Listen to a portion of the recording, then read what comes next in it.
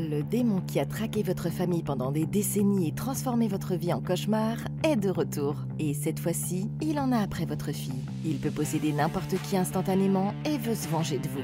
Oh, et vous êtes également coincé dans un asile de fous. Que pourriez-vous faire pour sauver non seulement votre vie, mais aussi celle de votre fille? Je vais vous expliquer les erreurs commises, ce que vous devriez faire et comment battre le démon de la lune de sang dans Legends. Une créature surnaturelle était sur le point de terroriser la vie de cet homme pour les décennies à venir.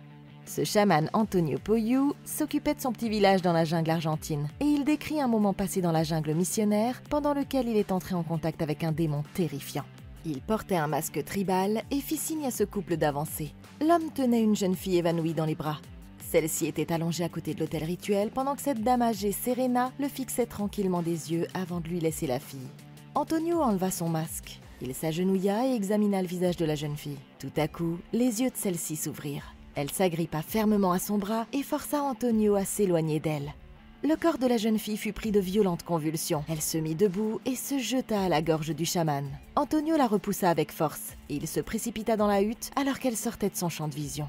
C'est alors qu'elle apparut juste devant lui. Elle s'agrippa encore à Antonio pendant qu'il tenait la porte fermée. Il chercha quelque chose pour aider à la purifier du démon.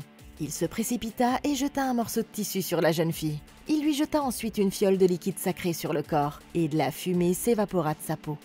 Les villageois entendirent un cri qui provenait de l'intérieur de la hutte, mais la chef insista pour qu'il reste en arrière. Elle se dirigea lentement vers la hutte et découvrit Antonio en train de caresser la jeune fille possédée.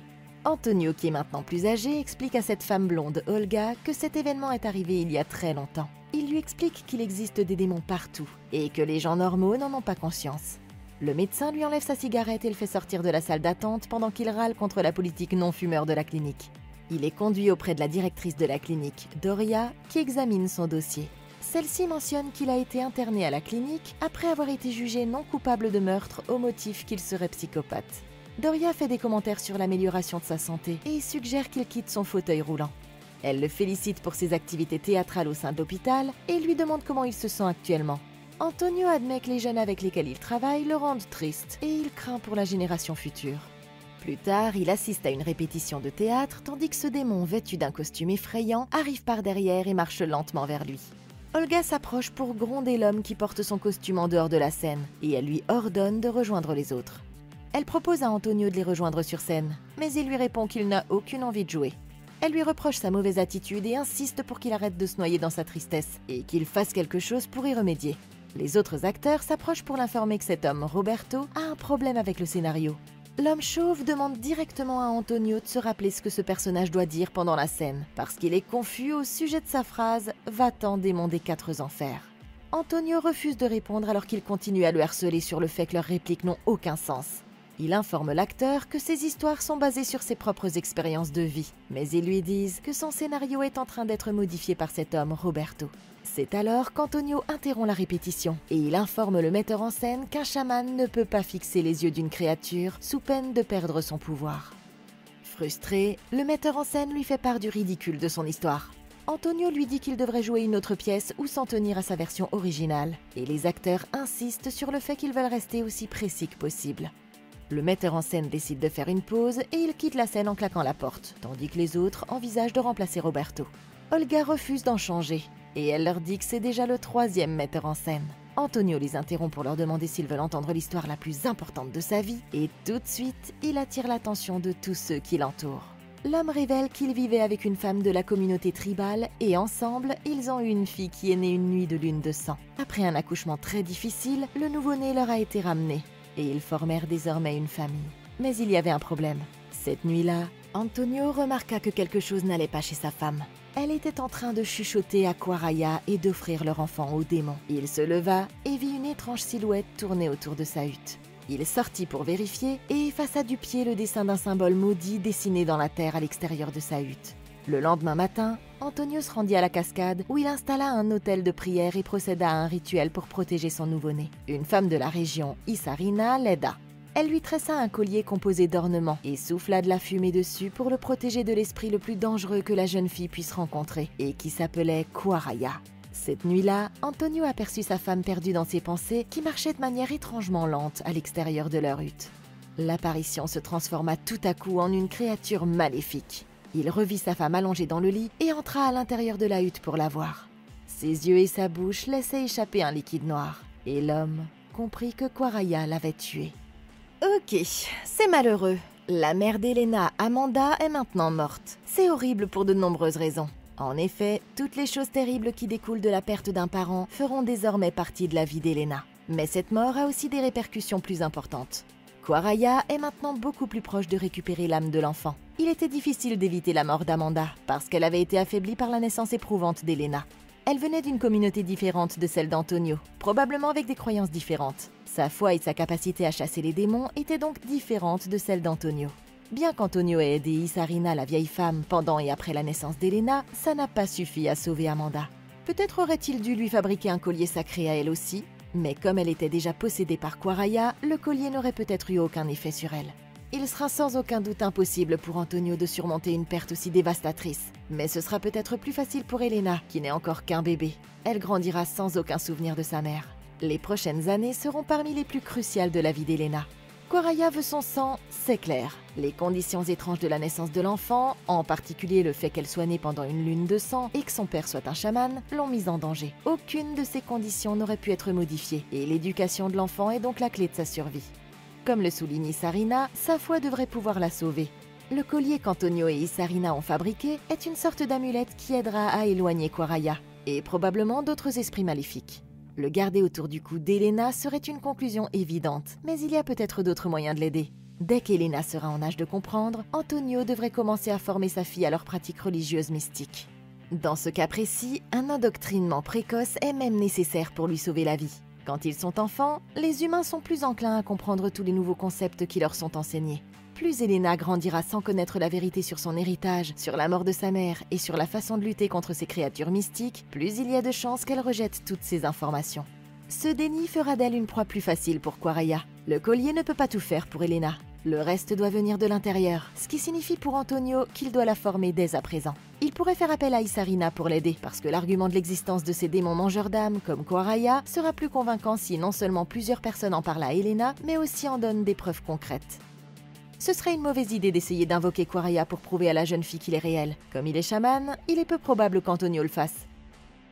Cependant, Antonio aura probablement d'autres devoirs religieux à accomplir, mais aussi d'autres rituels à exercer comme l'exorcisme. Il pourrait initier Elena à tout ça pour lui montrer que le monde des esprits est réel. Mais l'exposer complètement à toutes ces situations dangereuses présenterait un grand risque. Et si elle-même devenait possédée? Avec Isarina qui semble disposée à apporter son aide, Elena pourrait être doucement exposée en toute sécurité à ces rituels, mais à distance. Ça renforcera sa foi et la protégera davantage contre Quaraya maintenant que sa mère n'est plus là. Nous sommes de retour au présent où le metteur en scène revient pour dire à Antonio qu'il doit cesser de distraire les acteurs ou sinon il sera forcé de partir. Plus tard, Antonio reçoit la visite de son avocat Marcelo Warren qui lui demande ce qui est arrivé à son bras. L'homme l'informe que son équipe reviendra la semaine prochaine avec de bonnes nouvelles concernant son affaire. Warren lui raconte que sa fille grandit en tant que professionnelle et travaille d'arrache-pied pour survivre. Elle semble avoir réalisé son rêve d'une vie normale. C'est alors qu'il revient sur l'affaire d'Antonio et insiste pour qu'il reste à l'écart des problèmes à partir de maintenant, pour s'assurer que leur affaire se déroule sans accroc. Antonio est distrait par un reportage à la télé. On annonce qu'un phénomène astrologique de lune de sang se produira ce vendredi et qu'elle pourrait affecter les relations humaines dans le monde entier et pourrait même provoquer des catastrophes naturelles. Quelque part en ville, Elena, devenue adulte, travaille dans une agence de publicité. Elle a du mal à trouver un slogan pour une nouvelle campagne publicitaire. Sa collègue vient la voir pour discuter de sa présentation de campagne du lendemain. Elle lui explique que le stress lui a causé un orgelet à l'œil, pour lequel Elena lui recommande un remède maison. Quand la collègue lui demande comment elle sait ça, Elena bluffe rapidement. Comme elle ne veut pas révéler la vérité sur son père, elle répond qu'elle l'a lu dans un magazine quand elle était plus jeune. Ce soir-là, Elena travaille sur la présentation de sa campagne. Son mari Warren, l'avocat d'Antonio, la rejoint. Et tous deux discutent de leur travail. Il la laisse travailler seule. Cette nuit-là, alors qu'elle dort profondément, un démon se glisse au-dessus de sa tête et la réveille. Elena fixe le coin sombre de sa chambre et elle attend de voir s'il y a quelque chose. Puis elle allume la lumière, mais ne voit personne. Un peu plus tard, Antonio mange dans le réfectoire. Un employé l'aborde et l'informe qu'il a une visite, mais qu'il ne s'agit pas de son avocat. Antonio sort et trouve Clara, une jeune religieuse qu'il a connue quand il vivait dans la jungle et qui l'attend dans le hall. Elle lui tend une pipe et il commence à la fumer. La substance contenue dans la pipe lui donne une vision. il voit à la fois Clara et Isarina dans le même visage. Elle l'informe qu'Elena est en grande difficulté. Quaraya veut sacrifier sa fille la nuit de la lune rouge et offrir son sang au malin, un esprit plus redoutable encore. Ensemble, ils doivent tuer Quaraya. Et pour ça, Elena devra retrouver sa foi pour être sauvée. Ok, quelque chose de maléfique se prépare. Les choses se mettent en place pour un affrontement intense. Quaraya est de retour, du moins selon Clara, et il est probablement sage de la croire. La lune de sang sous laquelle Elena est née reviendra ce vendredi, et Clara pense que c'est à ce moment-là que Quaraya frappera. Elle affirme qu'il offrira le sang et l'âme d'Elena à un démon. Qui que ce soit, personne ne veut le rencontrer. Comment Antonio peut-il sauver Elena ? Comme nous le savons depuis le début, la meilleure défense d'Elena contre le démon serait sa propre foi dans le monde spirituel. Mais elle l'a perdue depuis longtemps et nous ne savons pas pourquoi. Antonio, en revanche, le sait probablement. Et ce sera crucial pour restaurer sa foi. Nous pouvons affirmer avec certitude qu'Elena n'a pas parlé à son père depuis des années. Il a été interné dans un hôpital psychiatrique après avoir été jugé pour un meurtre pour lequel il a été déclaré non coupable pour cause de troubles psychotiques. Comme Antonio doit demander à son avocat Warren des nouvelles de sa fille, ça veut dire que celle-ci ne vient probablement pas souvent, voire même jamais, lui rendre visite. La communication entre les deux est nécessaire. Comment Antonio peut-il rétablir le contact avec elle ? Tout d'abord, il pourrait parler à Warren et lui demander d'essayer d'organiser une rencontre avec sa fille. Selon ce qu'il sait, Warren est régulièrement en contact avec elle et pourrait transmettre cette demande. Il ne semble pas savoir que Warren est marié à sa fille ou qu'il sorte avec elle. Mais ça pourrait faciliter cette rencontre, parce qu'il est raisonnable de penser que Warren pourrait influencer la décision de sa femme. Cette démarche présente un inconvénient. Elle prendra beaucoup de temps. Les heures de visite de la clinique psychiatrique ne sont pas claires. Mais même s'ils autorisent les visites tous les jours, il est fort probable qu'Elena ne vienne pas le lendemain, voire pas du tout. L'heure tourne déjà et on se rapproche inexorablement de la lune de sang de vendredi pendant laquelle Quaraya prévoit de tuer Elena. Il faut donc que son père puisse lui parler au plus vite. Un meilleur plan serait d'obtenir l'aide de Clara. Elle a clairement une bonne connaissance de la situation. Elle a compris le danger qui guettait Elena et a su trouver Antonio pour le prévenir. Il serait donc logique que Clara arrive à avoir des informations sur l'endroit où se trouve Elena. Si c'est pas le cas, vu qu'elle a réussi à trouver Antonio, il ne devrait pas être trop difficile pour elle de trouver sa fille aussi. Cette démarche pourrait finalement mieux marcher que celle où Antonio contacterait d'abord Elena. Elena semble avoir une relation particulière, pour ne pas dire bizarre, avec son père. Rappelez-vous, elle ne lui rend pas visite à l'hôpital. Si son père apparaissait tout à coup et exigeait de lui parler et lui disait qu'un démon était en route pour la tuer dans quelques jours, elle ne réagirait probablement pas bien. Qui ne le ferait pas. En revanche, si Clara prenait l'initiative d'aller lui parler, elle parviendrait sans doute mieux à convaincre Elena de se rendre à la clinique psychiatrique. Mais qu'en est-il d'Antonio ? Serait-il plus utile s'il se contentait d'attendre dans son peignoir d'hôpital ? Probablement pas. Il ne devrait pas faire éruption et bouleverser la vie de sa fille pour l'instant, mais il devrait se préparer à une confrontation avec Quaraya. Il ne peut pas se contenter de quitter la clinique par lui-même parce qu'il n'y est pas allé de son plein gré. Mais d'autres pourraient peut-être l'aider. Warren pourrait demander une libération anticipée ou un réaménagement de sa situation. Mais ça prend du temps. Et personne n'a le temps à ce moment précis. Au lieu de ça, quelqu'un d'autre pourrait demander sa libération. Ça pourrait être Clara. Mais comme elle n'a aucun lien de parenté avec lui et qu'elle n'a rien à voir avec l'aspect juridique de son internement, elle ne serait pas la plus utile non plus. Vous savez qui le serait ? Elena. Si Elena venait et demandait à prendre son père en charge pour un certain temps en dehors de la clinique, l'établissement l'autoriserait probablement. Les week-ends, ça existe, non ? Elle peut faire sortir son père de l'établissement pendant quelques jours, puis le faire revenir une fois la lune de sang et la menace de Quaraya passée. C'est simple comme bonjour. Mais la probabilité que ça se produise est assez mince, compte tenu de la relation qu'Elena entretient avec lui. Alors, que leur reste-t-il comme solution ? Une évasion de prison ou de clinique dans ce cas précis. Dans l'ensemble, la sécurité semble relâchée dans cette institution, ce qui est logique vu qu'aucun des patients n'est violent. Tout ce qu'il faudrait, c'est une distraction suffisamment importante pour qu'Antonio puisse s'échapper. Cependant, il faut savoir qu'on ne peut pas aller trop loin avec cette approche. Si les services d'urgence comme les pompiers ou la police interviennent, les choses deviendront rapidement chaotiques et il sera alors trop difficile pour Antonio de s'éclipser. Au lieu de ça, nous aurons besoin d'un scénario comme celui dans Vol au-dessus d'un nid de coucou. Si Antonio peut faire bouger les choses de l'intérieur et se coordonner avec Clara à l'avance, il pourrait s'éclipser sans se faire remarquer. Après tout, il n'a pas vraiment la réputation de semer la zizanie parmi les patients, semble-t-il.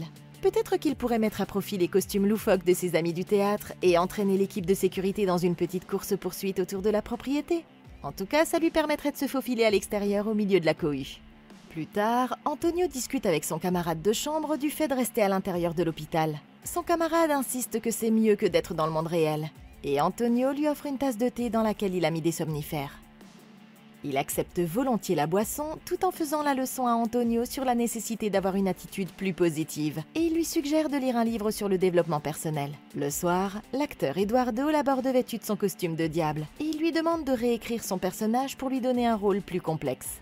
Antonio lui dit de retourner dans sa chambre quand un agent de sécurité trouve l'acteur dans le couloir. Il lui court après et Antonio profite de cette distraction pour sortir et aller jusqu'à la chambre d'Olga pour lui demander une aiguille et du fil. C'est alors que les autres acteurs s'approchent d'Antonio et lui demandent de raconter la suite de l'histoire de sa fille. Il raconte qu'après la mort de sa femme, Quaraya a profité de son cœur brisé pour le faire sombrer dans une profonde dépression qui a affecté sa relation avec Elena. Il remarquait que la jeune fille commençait à développer un lien profond avec la nature. Une nuit, elle entendit un bruit à l'extérieur de la hutte. Elle sortit et tomba sur un démon qui l'appela. Tout à coup, Elena fut enlevée par Quaraya, ce qui réveilla Antonio. L'homme se précipita vers sa fille avant qu'elle ne soit tuée et permit uniquement à Quaraya d'arracher le collier de la jeune fille. Antonio se rendit alors compte qu'il serait désormais sa seule protection contre le démon, parce que la foi d'Elena allait s'estomper avec le temps. Au fur et à mesure qu'elle grandit, Elena perdit son lien avec la jungle et Antonio déménagea en ville avec sa fille. Elle devint de plus en plus grincheuse et demanda à son père de trouver un travail normal. Un jour, elle lui demanda pourquoi il continuait à dire qu'il appartenait à une lignée sacrée. Ça l'embarrassait dans la vie de tous les jours. Elle ne souhaitait rien d'autre que d'être une enfant ordinaire et de passer inaperçue à l'école. Elena lui dit que son attitude étrange commençait à affecter sa vie scolaire. Les parents retiraient leurs enfants de l'école pour l'éviter, et elle n'avait presque pas d'amis parmi ses camarades de classe. Elle lui reprocha d'avoir gâché son 15e anniversaire, qu'elle ne pouvait même pas faire de fête parce qu'elle savait que personne ne l'aimait et que personne ne viendrait. Déçu, Antonio insista sur le fait qu'ils devaient être fiers de leurs origines, mais elle sortit son sac plein d'objets spirituels et le confronta à la bizarrerie de son travail. Elle ouvrit la porte d'à côté et révéla la présence d'un homme dans leur chambre d'amis. Il était possédé et attaché à un lit. Antonio l'avertit de s'éloigner de l'homme, qui se libéra tout à coup de ses liens et attaqua la jeune fille. Antonio se précipita pour sauver Elena, plaqua l'homme au sol et l'empala avec un pieu dans la poitrine. Antonio s'assura que sa fille allait bien et insista sur le fait que l'homme possédé était toujours en vie. Mais ce n'était pas le cas. Dans l'hôpital psychiatrique, le groupe se rend compte qu'un garde arrive et tout le monde s'enfuit. C'est alors qu'Antonio supplie les autres de l'aider à s'échapper de cet endroit ce soir. Ils acceptent et Olga se faufile à la réception pour séduire l'agent de sécurité du bâtiment. Elle lui propose un massage. Elle se tient derrière lui et prudemment, avec une paire de ciseaux, tente de lui couper quelques mèches de cheveux. Pendant ce temps, les autres courent vers Antonio avec des lampes de poche et d'étranges costumes pour le rituel à venir. Ils se dirigent vers la scène et Antonio informe les acteurs qu'ils doivent garder le silence pendant qu'il exécute le rituel sacré. Il sort une petite poupée à l'aspect humain et quelques dessins. Olga arrive avec les cheveux, ce qui permet à Antonio de poursuivre son rituel. Il colle les cheveux à la poupée, se pique le doigt et fait couler quelques gouttes de sang sur elle. Tout le monde observe la poupée qui commence à brûler et à se transformer en une version tordue d'elle-même. Une fois le rituel terminé, les acteurs retournent en courant dans leur chambre et laissent Antonio seul. Il s'amuse avec la poupée, lui tord le corps et poignarde son œil avec une aiguille. Au même moment, le visage de l'agent de sécurité commence à se crisper et il n'arrive pas à garder ses yeux ouverts. Confus, son collègue pense qu'il s'agit peut-être d'un excès de café. L'agent se regarde dans le miroir, tandis qu'une douleur extrême l'envahit et que son corps se contorsionne de manière inquiétante. Finalement, il commence à brûler de l'intérieur sous les yeux de son collègue qui ne peut rien faire. Les résidents entendent un cri terrifiant dans le couloir et voient les gardes sortir en courant en proie à une atroce souffrance. Assise dans sa voiture, Clara attend qu'Antonio se faufile à l'extérieur pendant le chaos. Elle le conduit dans un hôtel et l'informe qu'elle sait où travaille sa fille. Il doit maintenant prendre rendez-vous avec elle. Clara lui dit qu'il doit s'habiller correctement pour faire bonne impression et montrer qu'il est sain d'esprit et équilibré. Il va devoir gagner la confiance d'Elena et l'amener à l'écouter pour pouvoir combattre le démon qui la hante. Antonio ne peut plus se contenter de ses méthodes traditionnelles pour sauver sa fille d'un destin funeste. Il se met en tenue de ville et apprend à se servir d'un téléphone portable. Il arrive dans cet immeuble et informe la réceptionniste qu'il cherche Elena Poyou, sans préciser qu'il s'agit de sa fille. Elle lui répond qu'il n'y a personne de ce nom dans leur base de données. Antonio révèle qu'ils sont de la même famille et il lui montre une photo d'Elena adolescente. La réceptionniste lui suggère d'apporter une photo plus récente et lui demande de s'en aller pour qu'elle puisse continuer son travail. Déçu, Antonio quitte le bureau et découvre sur le mur une liste de noms d'employés. Et à la dernière ligne se trouve une certaine Elena Warren. Antonio réalise qu'elle a épousé son avocat. Il revient vers la réceptionniste et lui demande d'appeler la personne dont le nom figure sur la liste. Et il lui donne son propre nom.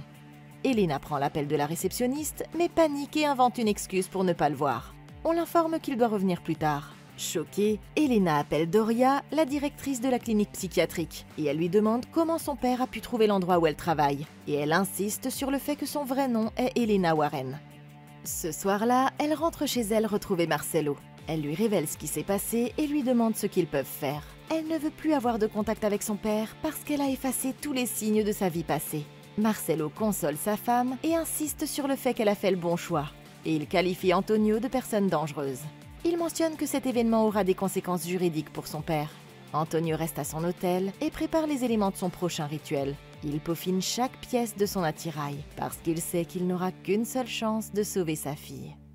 Le lendemain, Elena envoie un message à Doria et lui demande si elle a eu des nouvelles de son père. Sa collègue vient la voir et lui demande ce qu'elle pense de leur nouvelle présentation. Elle poursuit en mentionnant que les idées d'Elena ont été particulièrement appréciées, à commencer par son slogan. Elle mentionne également que le remède maison d'Elena pour soigner son orgelet a fonctionné.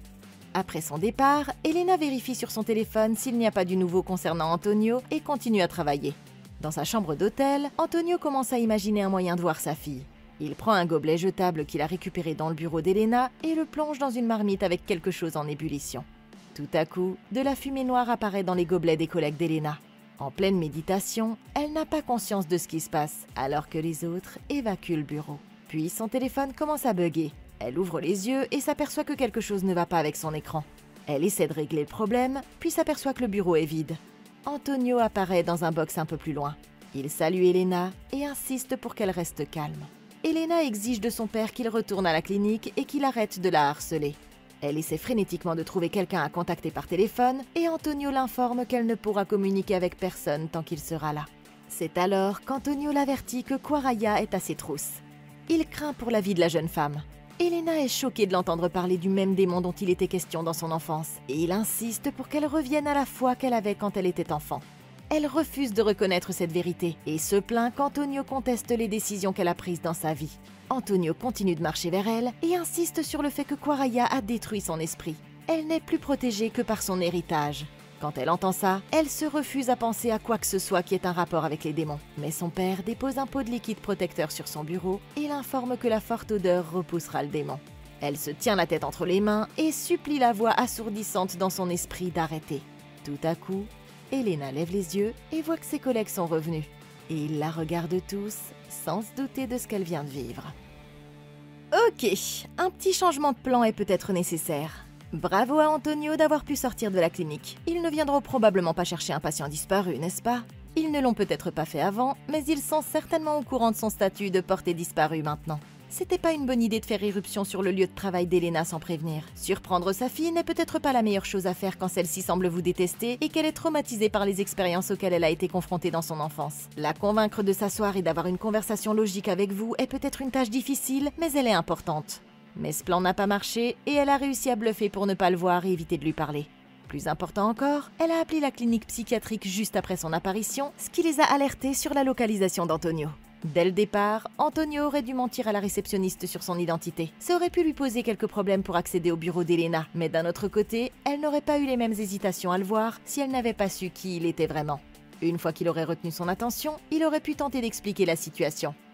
Faire sortir Antonio de la clinique psychiatrique n'était pas une option. Mais une fois qu'il s'est échappé, Clara aurait pu se faire passer pour une infirmière ou un autre membre du personnel et l'accompagner jusqu'au bureau d'Elena. Et là, elle aurait été utile en tant que deuxième voix pour soutenir ses affirmations, et dans sa blouse d'hôpital, elle aurait donné également du poids à ce qu'Antonio raconte.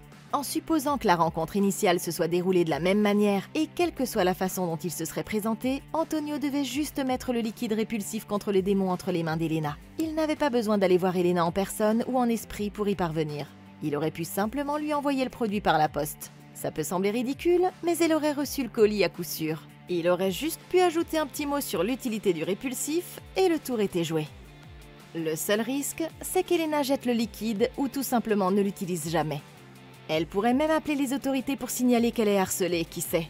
Il n'y a pas de solution toute faite qui donnerait une issue parfaite à cette situation. Antonio aurait pu donner le répulsif à Clara pour qu'elle le donne à Elena, parce qu'elle pourrait être plus réceptive aux personnes autres que son père. Encore une fois, il pourrait aussi faire appel à Warren pour obtenir de l'aide. En même temps, son avocat semble mentir sur ses activités. Antonio ne savait pas quel nom de famille Elena utilisait au travail, ce qui confirme qu'il n'avait pas réalisé que Warren et Elena étaient mariés pour commencer. Faire confiance à Warren dans ce scénario n'est peut-être pas dans son intérêt. En fait, pourquoi ne pas enquêter davantage sur le cas Warren ? S'il l'a trompé sur sa relation avec Elena pendant tout ce temps, et même qu'ils vivaient ensemble, il est fort probable que cette histoire d'amour dure depuis longtemps. Sur quoi d'autre pourrait-il avoir menti alors ? C'est encore une situation où Clara pourrait être utile. Warren ne connaît pas Clara. Elle pourrait se rendre à son bureau ou trouver un autre moyen de le rencontrer et simplement entamer une conversation intelligemment menée pour sonder sa vie privée. Toute information qu'il révélera pourrait avoir de la valeur. Il pourrait s'agir de l'affaire d'Antonio et des ramifications juridiques de ses actions. Ça ne servirait pas à protéger Antonio de la loi, parce qu'il l'a déjà enfreinte à de nombreuses reprises au cours de son évasion. Cependant, comprendre comment Warren voit Antonio, s'il pense qu'il est fou et si Elena pense pareil, pourrait aider à élaborer un plan d'attaque plus intelligent. Il en va de même pour toute information que Warren pourrait révéler sur la vie d'Elena. Plus on recueillera d'informations, mieux ce sera. Si Antonio et Clara apprennent des choses sur la nouvelle vie d'Elena, ils pourront trouver des moyens un peu moins traumatisants pour la protéger de Quaraya. La plus grande menace surviendra certainement le vendredi soir, la nuit de la lune de sang. Le simple fait de savoir où sera Elena et quels seront ses projets pour cette nuit pourrait aider à la protéger. La foi d'Elena joue un rôle important dans sa survie, mais elle possède aussi un avantage grâce à son héritage. Si Antonio connaît ses plans, il pourra prendre des mesures pour la protéger à distance. Espérons que, mis à part le fait d'avoir effrayé Elena, l'irruption d'Antonio dans son bureau aura éveillé une once de foi en elle. Mais peut-être qu'il devrait prendre un peu de distance maintenant. Ce soir-là, Antonio rentre chez lui et trouve Clara qui l'attend. Elle lui reproche d'avoir abandonné leur plan initial et se demande ce qu'il va faire maintenant. Antonio l'informe que Quaraya se nourrit du manque de foi de sa fille et qu'il doit trouver un moyen de lui ouvrir les yeux sur leur héritage pour pouvoir réduire le pouvoir du démon. Ça lui donnera assez de temps pour tuer l'entité pour de bon. Clara lui rappelle qu'il y a d'autres personnes qui peuvent l'aider, et elle mentionne un homme nommé Arrivi, spécialisé dans les boissons guérisseuses. Elle ouvre son sac et lui tend une fiole d'Igua, une protection contre le mal. Clara lui donne une autre fiole appelée Angi, un liquide protecteur, et elle insiste sur le fait qu'il s'agit de quelque chose de puissant. Plus tard, Antonio commence le même rituel qu'il avait fait à la naissance de sa fille et pose les fondations en soufflant de la fumée sur son vecteur sacré. Pendant ce temps, Elena fixe la fiole qu'Antonio lui a donnée, quand elle sent la présence de quelqu'un derrière elle. Elle se retourne, mais elle ne voit personne. Elle retourne dans son lit et demande à son mari si elle n'est pas en train de devenir folle, quand une main démoniaque se tend vers sa tête. Antonio se matérialise dans la pièce pour affronter le démon, mais il est repoussé et renvoyé dans sa chambre d'hôtel. Elena est désormais possédée, et le rituel a échoué. Il observe le terrifiant démon qui arrache une photo de l'hôtel rituel et disparaît avec dans l'obscurité. Le démon se révèle être Marcelo, le mari d'Elena. Il reconnaît les efforts d'Antonio de vouloir éliminer les ténèbres du monde, mais il affirme que sa fille appartient à Quaraya. Antonio sait que ce n'est pas le vrai mari qui se tient devant lui, et il jette une fiole d'eau bénite sur l'imitateur de Marcelo. Le démon se retire dans l'obscurité en se tenant le visage. Tout à coup, des membres du personnel de la clinique font irruption dans la chambre d'hôtel et l'emmènent. Antonio est assommé et ramené de force dans l'hôpital psychiatrique, alors qu'Elena est toujours en danger. Le lendemain, Elena dit à son mari qu'elle a rêvé de sa mère la nuit précédente. Marcelo suggère qu'elle prenne un jour de congé afin de se remettre des frasques de son père. Elle y réfléchit et mentionne que ce soir-là ce sera la lune de sang, et elle propose qu'ils observent le phénomène ensemble. Tout à coup, Marcelo se retourne et révèle que la moitié de son visage a été brutalement mutilée. Elle commence à lui demander ce qui lui est arrivé, mais s'évanouit. Pendant ce temps, Antonio ouvre les yeux dans sa chambre de la clinique psychiatrique. La troupe de théâtre entoure son lit et demande des nouvelles de sa fille. Ils ont ajouté Elena à la pièce et lui demandent d'écrire la fin, maintenant que l'histoire a été modifiée. Ils insistent sur le fait qu'ils doivent connaître la fin de l'histoire immédiatement. Le compagnon de chambre d'Antonio intervient et dit aux autres qu'il ne peut pas les entendre parce qu'il a été drogué. Pendant ce temps, Marcelo, qui est maintenant possédé, installe son hôtel rituel. Il prend possession du compagnon de chambre d'Antonio, parle à travers lui et assure au chaman que sa mort sera rapide. C'est alors qu'Antonio se rend compte que son compagnon de chambre était un agent de Quaraya en personne, et il se souvient de sa grande collection de livres sur le développement personnel. Doria, la responsable de la clinique, examine les objets confisqués à Antonio. Elle inspecte une fiole de liquide, en prend une gorgée, puis la boit entièrement. Mais en buvant le liquide, une petite créature qui ressemble à un insecte entre dans sa bouche. Elle se rend ensuite au théâtre pour la répétition générale, et elle a hâte de voir ce qu'on lui réserve. Le metteur en scène l'informe qu'ils ont basé la pièce sur la vie d'Antonio Poiu et ils commencent leur spectacle. Les débuts sont laborieux et l'assistante direction se moque de leur mauvaise interprétation. Mais Doria ressent quelque chose d'étrange. Les autres acteurs font remarquer que leurs collègues se trompent de mots et se mélangent les pinceaux. Le metteur en scène ordonne aux autres acteurs de monter sur scène et de poursuivre la pièce. Mais personne ne se rend compte que Doria est possédée. Dans son lit, Antonio se réveille et parvient à se libérer. Mais son compagnon de chambre possédé par Quaraya utilise ses pouvoirs de télékinésie pour l'empêcher d'interférer avec le rituel en cours.